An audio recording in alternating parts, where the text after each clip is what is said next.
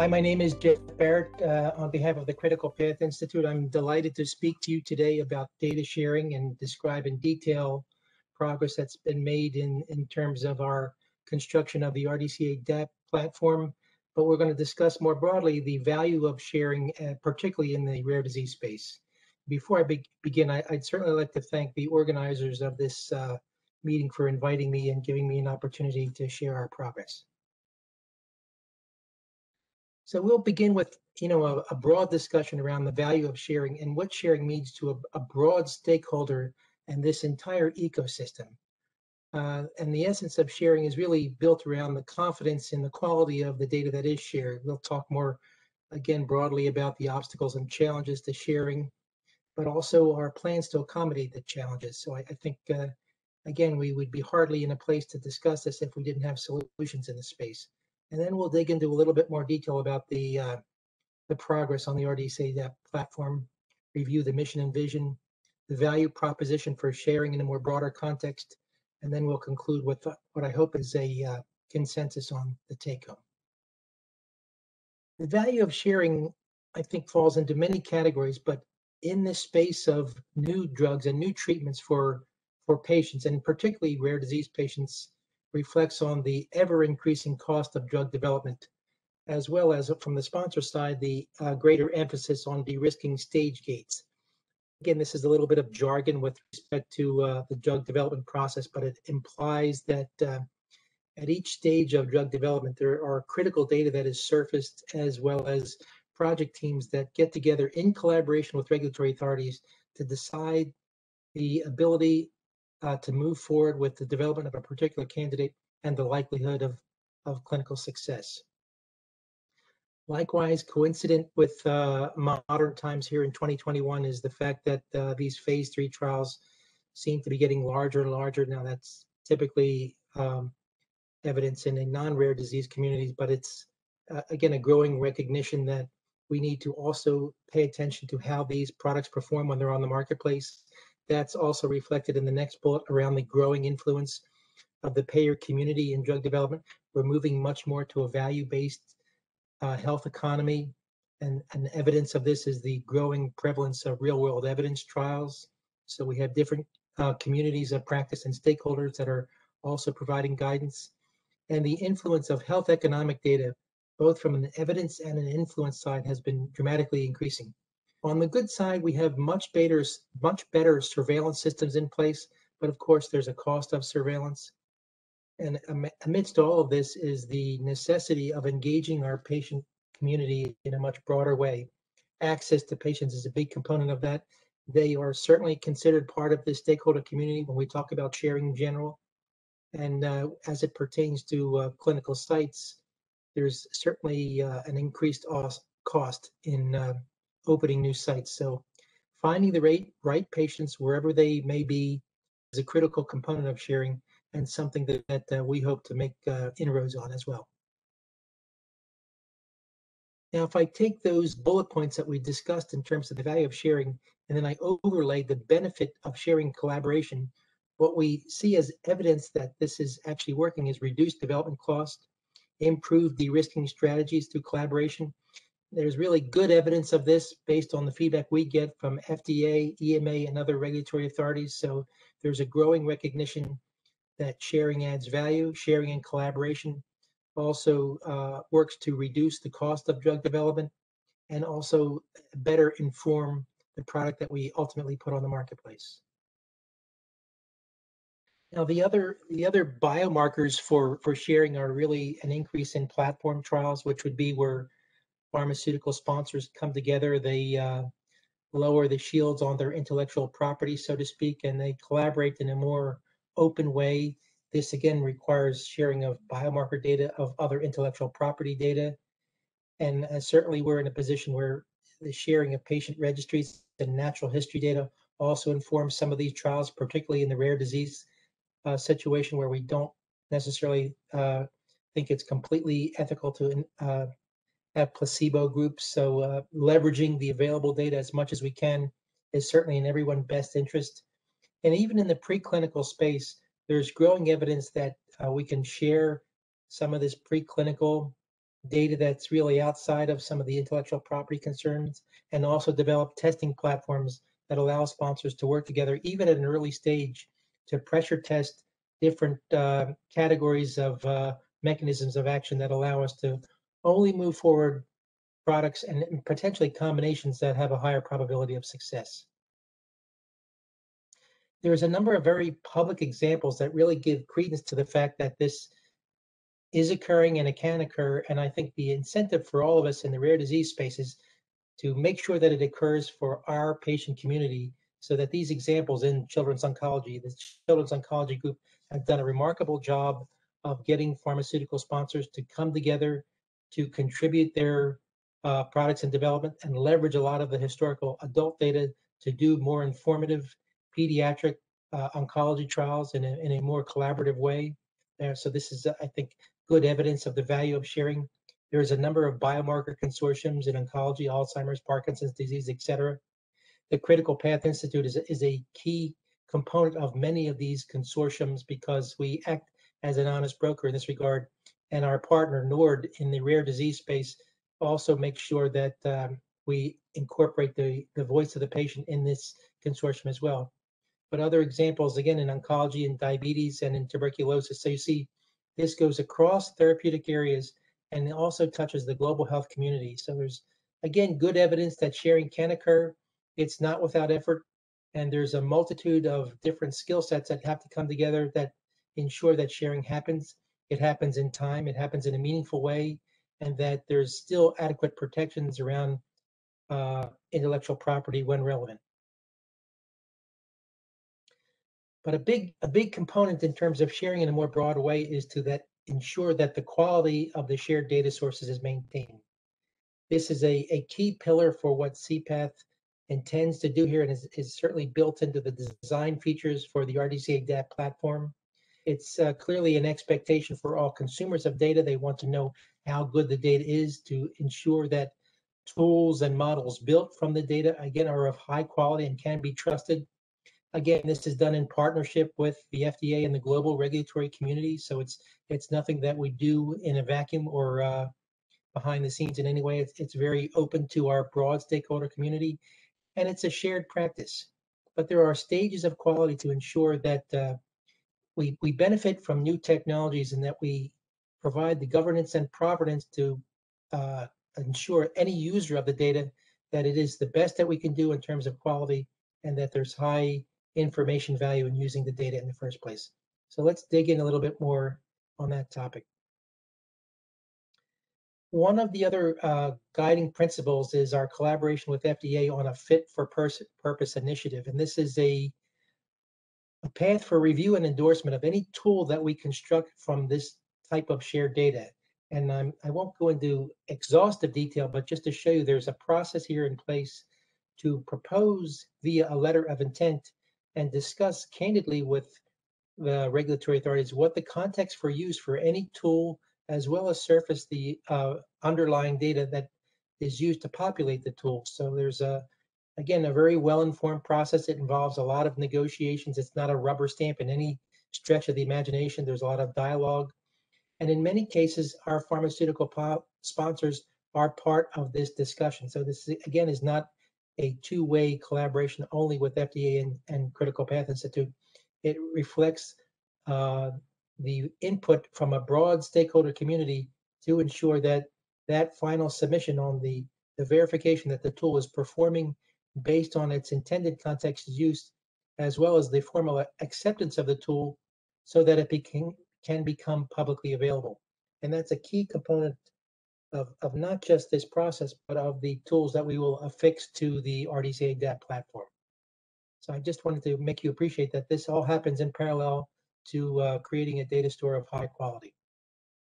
With respect to the data management, there's, again, a very elaborate process. This is a secure process, so it's not dissimilar from what a lot of the other big vendors doing with financial data. So we're employing a lot of more current cloud-based technologies and security systems in place to ensure that, again, there's legal agreements in place, so we don't share outside of the boundaries of that legal agreement. These data use agreements are with the intention of providing a broad context for the data and sharing in a broad way, but if there are requirements on sharing in certain more refined mechanisms, that we can ensure that this occurs and that we don't just put things up on the cloud or in the platform that represents an uncontrolled environment. So there's a very elaborate process here. It's a multi-factor authentication.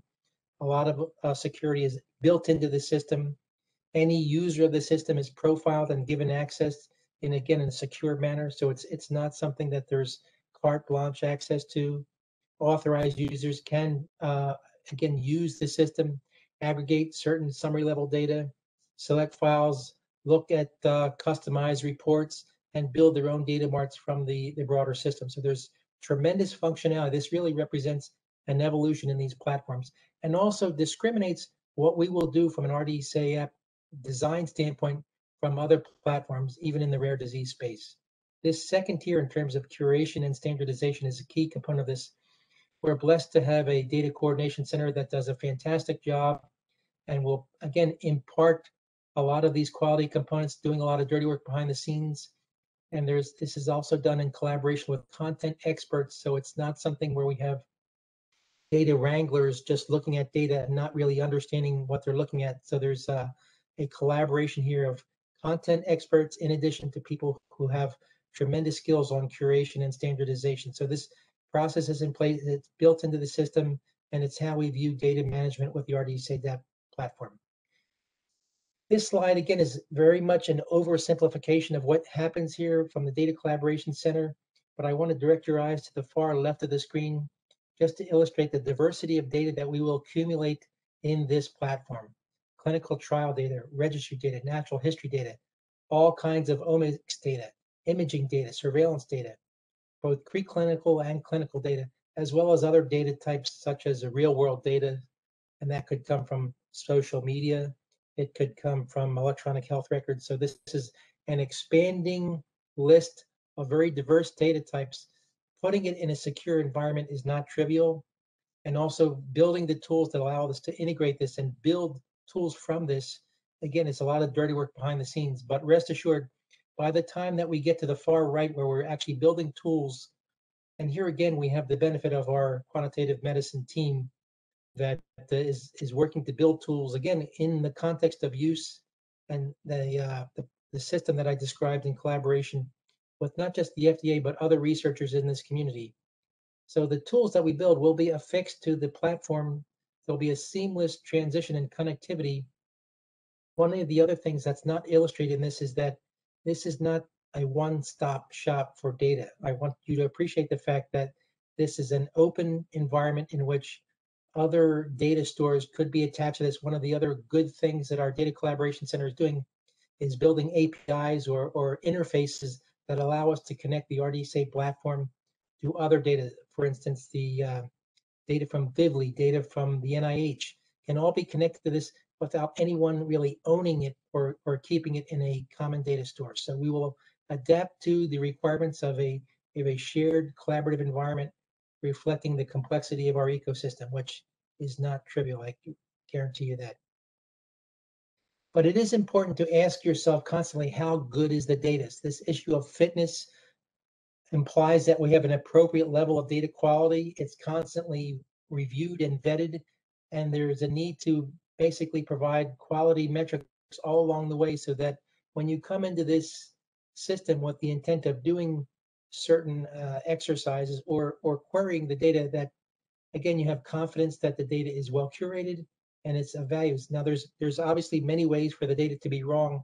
So I also want to impress upon you that there's a combination of data profiling activities that occur in addition to data quality assessments. Some of these are done in an automated fashion, so we can kind of scan the data and review it, deciding if we're going to accept errors, reject errors, correct errors, create a default value. So again, this is an overly simplistic way of summarizing a very elaborate process to do data quality checking in an automated manner. And this is not the only thing that's done. There's a lot of curators that are involved and content experts who understand the data to give us guidance and assurance that the data is of high quality and that there's no error outside of what's expected for various data types. Now, a very legitimate question, and what everyone should also have in their mind and expectation, is that we ensure data privacy. So there's lots of recent regulations, GDPR, for instance, data privacy acts that are in place in Europe, in the United States, in all parts of the world. There's a clear expectation that these hopefully will eventually be harmonized. But at the moment, we're trying to keep track of all of this as an evolving landscape, and that we will do the very best to ensure that these requirements are fulfilled and that we are compliant with all of them, and that you can trust the data as you use them. All of these are accommodated at the moment in our data collaboration center, and we're constantly on surveillance for concerns about new security threats. So there's definitely a need to avoid complacency. Again, that's built into the system, and also how we staff the platform itself. We're using a lot of technology to ensure the provenance aspect of this so that we can automatically provide an audit trail.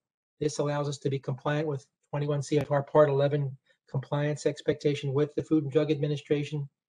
They're clearly a key partner in this. They keep track of the evolving progress that we're making here. So there's a very intimate dynamic between ourselves, the FDA, and NORD to ensure that, again, the quality is there, that the connectivity is as we have deemed it, and that we're also recognizing the voice of the patient. The patients are really ultimately in control of their data. If you learn nothing from this talk other than that, that is absolutely enforced by the platform that we're putting in place here. Again, recognize that success here is really built on establishing this community of practice. The RDCA DAP platform exists in an ecosystem where others are developing similar platforms. We'd like to be part of this. We are basically going to ensure that this connectivity happens, that we can still operate as an honest broker for the diverse amount of stakeholders. Again, as a nonprofit, we're not motivated by the finances of this situation, but we are very focused on ensuring that, again, the data is of high quality. It actually adds value in terms of the future of creating new treatments for our patient population, and it will be in compliance with evolving regulations and as well as corporate policy. So I also want to make sure that I mentioned that we're in collaboration with many pharmaceutical sponsors who are generously donating their clinical trial data and making it available in the RDCA DAP platform. This, again, sometimes requires us to have very specific language around the data use agreements, but we're committed to seeing this move forward and ensuring that, again, the requirements of the data provider are adhered to, again, in the broad context and understanding that this data is to be shared, and ultimately the data that is reflective of individual patient contributions are actually controlled by the patients themselves. I would be remiss if I didn't bring this paper up to light. So this was a recent publication by several in the pharmaceutical sector, and they brought to light guarding against data silos. So, and they did reflect on the progress that's being made here with RDCA DAP and other platforms.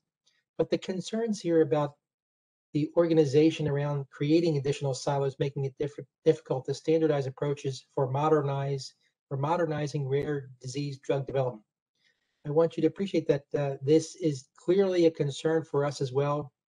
We recognize we need to be an important stakeholder in the broad ecosystem of rare disease data, and are committed to ensuring that this issue doesn't occur, as well as the second bullet point down here, that the concerns of the rapid expansion of registries is poised to exacerbate data loss, replication, and data gaps without standard practices. One of the benefits of contributing data to the RDCA DAP platform is that we impose data standards on this and ensure data quality. This is not always guaranteed by other platforms, so I'd like to think that it's clearly one of the pillars on which we're building RDCA DAP. And I don't say that with the intention of discounting all of the other platforms, because they're clearly a part of this broad ecosystem. We are definitely committed to collaborating them in a very real and meaningful way. And when it's an issue of giving guidance in terms of the quality of data, we're happy to do so, regardless of it's data that we accumulate in RDCA DAP or data that's accumulated in other registries and data stores.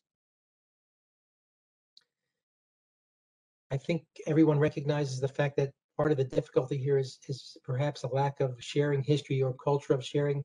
This is true of our community as well. So we have a broad group of stakeholders, academicians who are, again, vying for their academic careers and concerns around intellectual property, even on the academic side. But I think we can overcome this lack of trust for governance around sharing and build this community how it needs to be built. Again, keeping in mind that our ultimate goal is to bring new treatments to fruition for this patient community. We do have a tendency to sometimes to value or overvalue intellectual property, and the lack of sharing, history or culture of sharing can be accommodated. I think the big part of this is to impart trust for governance around data sharing and ensure that, again, these things happen. They happen in a very open and transparent way. The RDC platform aspires to be a resource for this broad group of stakeholders with the vision of improving the lives of these rare disease patients and accelerating development. This will occur, again, in a collaborative manner with our various stakeholders where we build tools to better inform some of these stage gate decisions. And ultimately, the comment that we get from FDA is to improve the quality of submissions around the rare disease space. So that is something we take to heart and we ensure that we contribute to in a meaningful way. We absolutely will capture the voice of the patients and ensure that they are in control of their data. This, again, is not a nice to have, or if I have time to do it, we'll do it. It's built into the system. It's an expectation here. And the key component all along the way is this continual assessment and assurance of data quality, the application of standards, and the continued development of interfaces that allow us to connect to a broad and diverse group of data stores that is only growing in this space. So hopefully we can all benefit from the shared data experience, particularly in the rare disease space. So with that, I'd like to conclude, and I'm happy to answer any questions.